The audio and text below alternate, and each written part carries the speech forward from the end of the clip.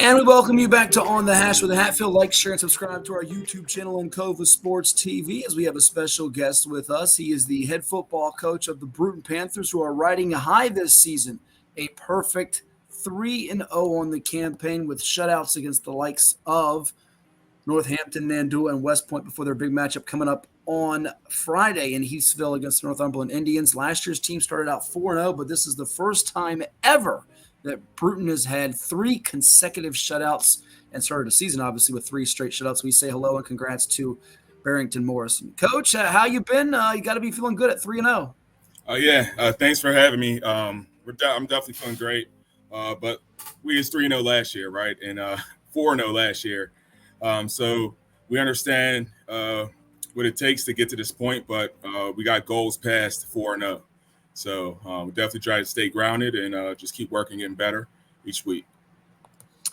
And last year's team 4-0. This is your 4th season at the helm as the head coach of the school, right? Yes, 4th year, yep. We'll dive into your bio and background for those that are unfamiliar with it here in just a moment. But you get to the playoffs, lose to King William for the 2nd straight year. Bruton does have a proud, rich tradition going back to the days when Brian Randall was slinging it at quarterback. We went on to Virginia Tech, and they played in the state championship in 2009, which is not too long ago, 15 years ago. You have a few players on the team that were born. Maybe they don't remember it, but they were born. For you, is that next step, all right, let's have a winning season, get in the playoffs, and then advance in the postseason? Because I don't think they've had a playoff victory since 2013, and it feels like you all are building towards that at some point. Oh, yeah, definitely. To go off to that point, we actually haven't had a Bay River win in a long time as well. So I haven't had a Bay Rivers win since I've been here. So that's definitely the goal. If we want to be better, we got to take that next step just to beat these bigger teams that we play with in our division and get ready for the playoffs, because we know you got Pocosin and King William. Beat us twice in the playoffs. So we want to beat some of these bigger teams and get ready for the postseason. And the main thing is staying healthy. I think top end, we have talent to compete with a lot of teams, but we want to stay healthy. And that was a big focus and building depth. So once we get into postseason play, we could depend on some of our twos. Now, take me back to about 4 years ago. We had a crazy, wild, wacky pandemic. It was a health crisis in our country, but you ended up becoming the head football coach. I think it was around 2021. So football was returning to the Commonwealth, and especially here in Hampton Road 757 at Bruton. What drew you to the job, A? B, what were your first, things you had to check off the list? And then C, for those that don't know about your background, you had some familiarity with some of these kids from, I believe, the middle school. Tell us about how you know them and what you did before getting to Bruton. So I came here from Pittsburgh. I moved here from Pittsburgh, played at Penn Hills High School, a really rich high school tradition up there. So I came down here. I worked in the middle school, and I just heard the chatter of a lot of the 8th graders not certain on going up to Bruton. And that really hurt me because where I come from, we go through and stay through our zone. And I didn't want anybody to transfer. So I just said, if I take the job, if y'all ride with me, I'm going to ride with y'all. And it's really paying off. We got 17 seniors this year. This is our first 4-year class coming through. And it's showing dividends on the field. It's really a blessing to work with these kids. And the first step was definitely get buy-in. New guy. I'm not from Virginia, and this new guy just took the position. Nobody knows about me. How do I get them to buy in? And just building those relationships with the parents from 8th grade, 7th grade, and just built that trust. And it's really paying off with the guys we got now. What about the football side of things? Your playing days, were you much of a player? For those who don't know, give us sort of the background and bio on that end. Yeah. So I went to Penn Hills High School. Play with Aaron Donald. I got a cousin in the NFL right now, Jaquan Brisker, start safety for the Chicago Bears. But yeah, after high school, I walked on to a Division II school called Clarion University. Worked my way up and became a first-team All-American defensive end, outside linebacker, and had my shot at making it to the pros. So I have the experience, and I've been around a lot of guys. There's another guy that I'll talk about in the middle school level that had a lot of experience as well, that I'm really cool with. But yeah, it's just having that experience with those guys, high-level players, and then seeing some guys that played on even a Division II level that made it to the NFL, and seeing that it definitely was a sticking point to a lot of the players coming here, right? you got to know the game if you want to coach it. So that was definitely a big emphasis of just letting them know my history and just knowing that I know football.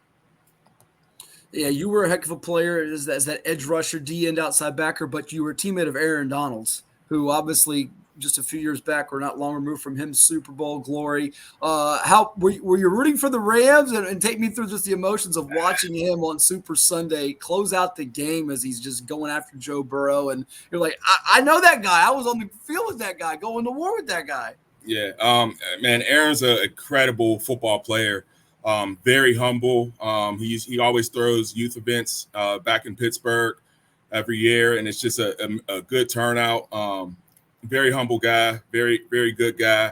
And just playing with him, we always, as kids, you don't really think too much of it. But now we're at this age, like I did play with that guy. And, the same guy that he was in high school. He's a laughable guy, good guy. But once his helmet's on, you got to stay out the way. And he's one of the best defensive tackles of all time. And that just shows the toughness and grit he has because he's undersized to a lot of people. You don't meet the measurables of a defensive tackle, but he's strong as an ox and he got heart for days. So, and where we come from at my high school, we all have that. So we just try to put some of that grit and hard work into our program here at Bruton. And you could definitely see it with our seniors, man. They really bought in, and we definitely are a tougher team than we was 4 years ago. One more on Aaron before we move on to your key guys. And we see some of the names scrolling across our ticker here on the Hash with Hatfield on Cova Sports TV. Like, share, and subscribe. We'll dive in on what they've done for you in this matchup coming up with Northumberland. But have you kept in touch at all? Did you make a phone call? Any friends, family, as that Super Bowl was winding down and they end up getting the confetti and win it? And do you keep up with some of your mates from your days up there in PA? Well, Aaron, he's incredibly busy. And I'm not a guy that I'm a very, very humble guy. So like when somebody's doing their shine, I like to send a message here and there because I don't want to seem as, a groupie or anything. So I definitely stick in touch, send a message here and there. But, it's all love. When we go back home, we see each other and we hang out with the family. So I definitely keep up with my friends that I played with. Like I'm the only family I got in Virginia. So it's me and then it's Bruton. So I definitely keep back with my people at home and keep in contact with them. There you go. Leave the groupie nonsense to the Swifties and the Kelsey and Chiefs fans out there. Let's chat about your guys now. I know you were high on this group the last couple of years. You could see it coming, and your passing game's really opening eyes with Ashton Bell firing the ball to Anthony Henderson Jr., who's pop. Shout out to him as the AD at Hampton. And then also a young man I know is a two-sport standout for you at Bruton, Brandon Freeman, wide receiver, also an all-state player in basketball. Is that really the strength and hallmark of this team? I'm sure it's more than just those two or three guys in your passing game, but that's probably where it all gets going for you, isn't it? I mean, those are the headliners, right? You got Brandon Freeman, all-state basketball player, heck of an athlete for football as well. He really knows the game, high IQ, which is rare for a basketball/football player. He's just a high IQ guy for both sports. And then you got Anthony. It's just a freak of nature at a young age. Super long arms, can run. He can run routes. He's fast. He can catch over top of you. And then you got Ashton Bell transferred in last year. He got prototypical size as a 6'1", 6'2" quarterback that could throw the ball, and also got about 200 pounds on him, so he could definitely run the ball. But also we definitely take pride in our running game, so that we know that keeps you going throughout the season. We got our offensive line average is about 300 pounds across the board. So anytime you got a run game and then you got those threats outside, and a quarterback that could get them the ball, it's good luck stopping us. And we also got a running back, Peter Henderson, who is also an all-region wide receiver that made the switch to running back, and he's a tough running back, runs hard, has a pedigree as well. His dad played Division I ball at JMU. So we got some pieces here, and with those two outside guys in the QB, it's hard to stop. I mean, they get the headliners, but we definitely got a run game with it. For you, was it at all difficult implementing that type of system? Because in the Bay Rivers, there's so much run oriented. You see a lot of teams, and I know you all don't play a complete Bay Rivers schedule, which you can dive into too, and you're trying to break that streak of not having a win in a while. You've played some smaller class schools, which makes sense because other than you and Pocosin, you're the only two Class 2s. You have some Class 4s and Class 3s when you look at the Smithfields and the Lafayettes and the War Hills of the world. But take me through that process of what you were trying to build and how you got this offense, which doesn't matter if you're playing a Class 6 or Class 1. Production is production, and you have the stats, and you guys are getting things done on the offensive side of the ball. And now your defense, which we'll get to in a moment, is also doing it to complement that offense. Yeah. So first of all, we got an offensive coordinator, Obi Boykin. He's not a stranger to the Bay Rivers. But we meshed well with our group, right? So when we first got here, we were spread to start off right off the bat. That was part in just getting the kids to come out and play football. You want them to see what you're running in practice and games on TV, and then once you get that buy-in, I mean, they're all in. So they can't question anything because they see it on Saturday and Sunday. But it wasn't really hard because you always want to get your athletes in space. So whatever the system is, whether it's wing T or spread, at the end of the day, you got to run the ball and get your athletes the ball in space. So we just happen to have two jump ball receivers that are freaking natures. And, it was a process, though. Towards the end of last year, we went to gun T and dialed it down to double wing offense to get through the season. This year, we're more power eye pistol, so we're more pistol eye. So we like to use our receivers, but we got to be multiple with the guys, get different looks, and just get them ready for the next level. So you got the Anthonys and Brandons that can play next level ball. They got to be able to play multiple levels, multiple schemes. So it's not just 4 wide, chuck the ball up. You got to also know how to run pass block. Also got to be able to carry the ball. And being 2A, we got to also play defense. So we had to dial it down from 4 wide receivers and maybe to 2 or 3. Tell me about that defensive process, Coach, because last year, I know towards the end of the season, depth is always a challenge for a smaller school, having enough healthy bodies. I think I saw you guys on a Thursday night against Tab where you were in that game, and then third, fourth quarter, the fatigue set in, not having the bodies. How have you all started out with 3-0 and this defense? What's been the difference from 2023 and past seasons to now where it's like, all right, I hope this donut thing keeps going, this shutout thing keeps going. We can keep having that goose egg in the column. What's been the change? Well, we got an amazing defensive coordinator, Edward Opson. He's a Bruton alum, so he went here. He took over, so he has pride in this school and turning this school around for football, first of all. So you got to have dedicated coaches, and we have that across the board. We got a great coaching staff that really cares about these kids and this program. And then we have some guys that don't got to go both ways this year. So our offensive line, nobody goes both ways. So our offensive line is just fresh. And our defensive line is fresh the whole game. And we got rotation players. But it was just definitely growing up. All right, so first years we started we're starting 9th graders on varsity. Last year we got a lot of young players that was playing. So now we got a lot of older players. So usually we got older players, a 17 player class for seniors. You should have a good defense if they've been putting the work in for 4 years. So that's definitely what we're hanging our hat on because we know to get far, we got to play the Pecosins. And if you watch Pecosin, they run the ball and they play tough defense. And we just want to be in the playoffs and win a playoff game because we're fully capable of it. And I think we got the depth this year. And we just got to stay focused and take it one game at a time. And definitely we also give Krispy Kreme donuts for each shutout. So that's motivation. So every time we get a shutout, we get a box of Krispy Kreme donuts and we reward those guys because it's not unnoticed. I love that. The coaches deserve some of those too because the kids are putting in the work, but you also have to scheme it up. What's your go-to? Are you a glazed, a chocolate? What's your go-to? You got a go-to? See, I'm from up north, so we don't have Krispy Kreme up north, but I'm getting used to Dunkin' it. Then. Y'all probably love the Dunkin' then. Dunkin' Donuts, but I definitely got to go with the chocolate donuts down here with the Krispy Kreme. They're getting me on it, man. We had 3 in a row, so hopefully we get 4 this week. Well, let's go there because your matchup is Northumberland, who a lot of people around the 757, if they're on the south side or even parts of the peninsula, aren't familiar with them. They're a Class 1 school. We've got them in our top 10 on Virginia Preps, Northern Neck.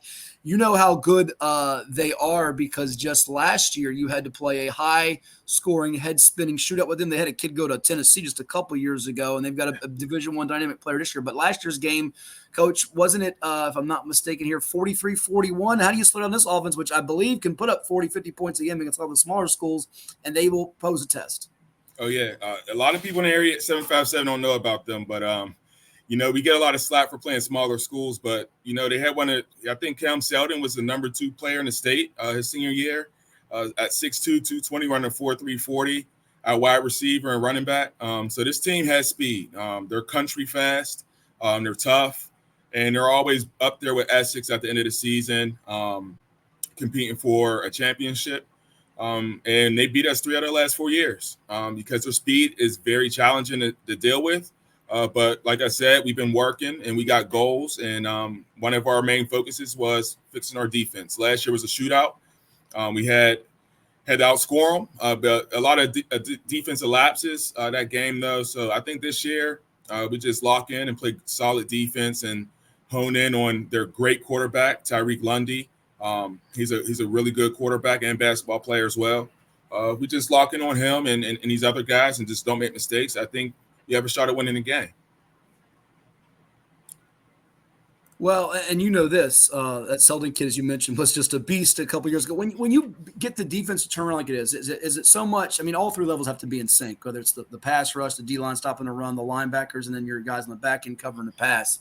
What is the biggest thing early on in a game? Is it getting off the field on a third down? Is it getting a rush, even if you don't get a sack on a quarterback? What from you looking at film, like, all right, if I see this happen, we're starting to turn the corner and making progress in that. How do you go? Because, again, let's be honest, your numbers aren't the same as some of the schools across the area. You are battling with so many bodies. A lot of them have to go both ways. How do you get it to a point where, all right, I see the improvement? Well, it's all mentality. So defense is all about effort and mentality. So we see it in practice. I mean, we'll go live in practice, even though we got, fewer guys. We got 61 in the program this year. So that's big for us, but some other schools, that's the norm. But we just get live reps in practice and go hard in practice. So when we hit in practice, it's going to treat it like a game. So we take that practice into the game, and our guys, they really have a hunger this year. We always get counted out. We're a smaller school in Williamsburg, so we get overlooked a lot. But we have real good talent, and our kids, they take it personal. Every time we step on that field, we take it personal. Even though the other team has to play, we take it personal, and we just have a hard hat mentality. And you can just see it in their eyes when they're ready on defense. They want to be great on defense. They understand that defense is going to win us games further down the road, and they understand it. Let's highlight a couple of those defender guys. I mean, you've touched on some of the offensive weaponry with Freeman and Bell and Henderson, but we've scrolled across particular some of the names that are getting tackles and sacks for you. Who are some of the unsung heroes? And it could be even a lineman that goes both ways for you, a special teams kid. Let's shout out a couple other guys if we can. Okay, so Tyler Pollock, he's a senior, defensive end, tight end, plays H-back for us sometimes. Man, this kid is a hard worker. He's 6'4", 200 pounds. He looks the part as a football player. He's getting some recruiting interest right now. Last year, he was all-region at defensive end, and the tight end, I think he was all-region as well. And then we had a 6'6" transfer come in. He's a basketball player as well, Troy Walson. So at the D ends, we have a 6'4" and 6'6" guy, and that's hard to stop. Bay Rivers, we play tough defense there, good scheme, and having those 2 guys on the edge sets the tone. We also got DJ Banks-Harrell. He's a safety / linebacker. He's been all region 2 years in a row, and also all district linebacker 2 years in a row. He's really one of the heart and souls of our defense. Good looking kid, comes downhill, plays no games when it's time to make a hit. And then also Brandon Freeman is just our quarterback on defense at free safety. He comes down and lays the wood. And he also is definitely a ball hawk back there. And then we also got a cornerback, Rodney Verscher. He's really small, but teams test him, and I don't think he gave up a reception this year. He's really tough to get the ball to over, man. He's tough. Yeah, if I'm not mistaken, Freeman's got an offer. Was it from Emory and Henry he got in the summertime? Yes, Emory and Henry, and he's getting a lot of basketball interest too. I mean, we got some pieces here, and these guys are finally buying in, and it's good to see. And don't be surprised if you see Anthony Henderson at cornerback and free safety some too. Yeah, he's one of the area's leading receivers already. It's just a 10th grader. Get you out on this, and we thank you so much for spending time with us here on the Hash with Hatfield. I'm looking forward to catching a Bruton game up there in Williamsburg. I'll give you a little secret, Coach. There's a little Italian joint. I can't give the name of it just yet because they don't sponsor the show. If they do, I'll give them all the pub in the world. But I went up there last Thursday, with my video guys for the York and the Warriors. Was a field goal, 17-14, and went to this place afterwards, and it's always one of my favorite stops to go to. So I'm looking forward on the schedule to find one. But there's a couple of chances there. You got another out-of-district game still with Arcadia October the 18th. But lastly, what's the key for Bruton snapping the district streak, getting a big win on Friday, of course, and then getting that postseason party and crashing it and advancing this year? What would you boil it down to for you guys to keep these good times rolling? Oh, just sticking together. Like I said, we're just like a family atmosphere up here. Because like I said, Bruton football is like my family. So I take it very serious. I don't do it for clout at all. I do everything for these kids. So just sticking together as a family and just keep working week by week, want to know each week, and understand that we've been in this position before. We've been 3-0, we've been 4-0. How are we going to make it different this year? And that's the growth that we got to have with our teammates and our coaches. Well, check them out. Bruton Panthers on the road at Northumberland. Their next home game, by the way, is going to be September 27th against the Grafton Clippers before they turn the page to October. Coach Barrington Morrison doing a fine job in his fourth season at the helm. Thank you so much for stopping by. All the best to you. I hope there's more donuts in your future as well as your kids and your coach's future, and we'll talk down the road. All right. Thank you. I appreciate you having me on. You bet. That's Barrington Morrison of the Bruton Panthers, our guest here during On the Hash with Hatfield. We'll take a time out here from some of the sponsors that make it possible for us. Don't go anywhere. You're watching On the Hash with Hatfield right here on Cova Sports TV.